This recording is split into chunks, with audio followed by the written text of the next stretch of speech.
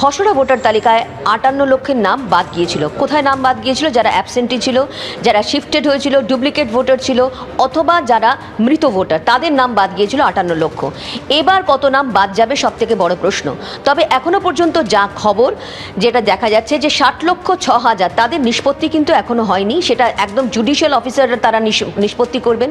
সেক্ষেত্রে তাদের কিন্তু নাম থাকলেও তারা ভোটার লিস্টে নাম থাকলেও কিন্তু তারা আর এই গণ্য করা হবে না তাদের ফাইনাল লিস্টে।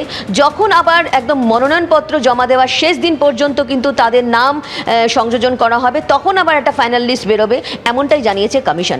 অন্যদিকে জানিয়ে রাখি, যেটা জানা যাবে একদম অনলাইনে co.westbengal.gov, আরেকবার বলে দিচ্ছি co.westbengal.wb.gov.in, voters.eci.gov.in, electoralsearch.eci.gov.in, আর মোবাইলের মাধ্যমে তো ইসিআই নেট অ্যাপের মাধ্যমে জানা যাবে। যেটা খসড়া ভোটার তালিকা জানার সময় বহু মানুষ ভোটার যারা ছিলেন তারা কিন্তু একদম মোবাইলে গিয়ে ইসিআই নেট ডাউনলোড করে সেখানেই জানতে পেরেছিলেন। ইসিআই নেট অ্যাপ থেকেও জানা যাবে।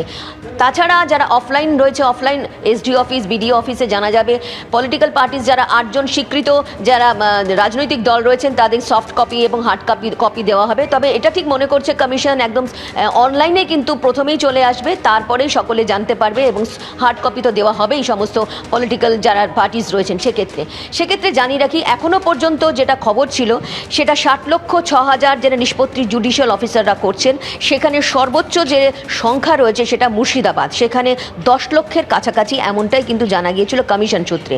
অন্যদিকে জানিয়ে রাখি, উত্তর 24 পরগনায় ছিল সেটা হচ্ছে 5,90,000, দক্ষিণ 24 পরগনায় 5,20,000, পশ্চিম মেদিনীপুরে 1 লক্ষ, পূর্ব মেদিনীপুর 80,000, উত্তর কলকাতায় 60,000 এবং দক্ষিণ কলকাতায় 78,000 এরকম সংখ্যা ছিল, যেখানে কিন্তু বলা হচ্ছিল যে অ্যাডজুডিকেটেড থাকবে, অর্থাৎ জুডিশিয়াল অফিসাররা সেটা কিন্তু নিষ্পত্তি করবেন। সেক্ষেত্রে কিন্তু আজকে যে লিস্ট বেরোবে তাদের নাম থাকলেও কিন্তু তাদের নামের পাশে থাকবে একদম অন্য বিষয়।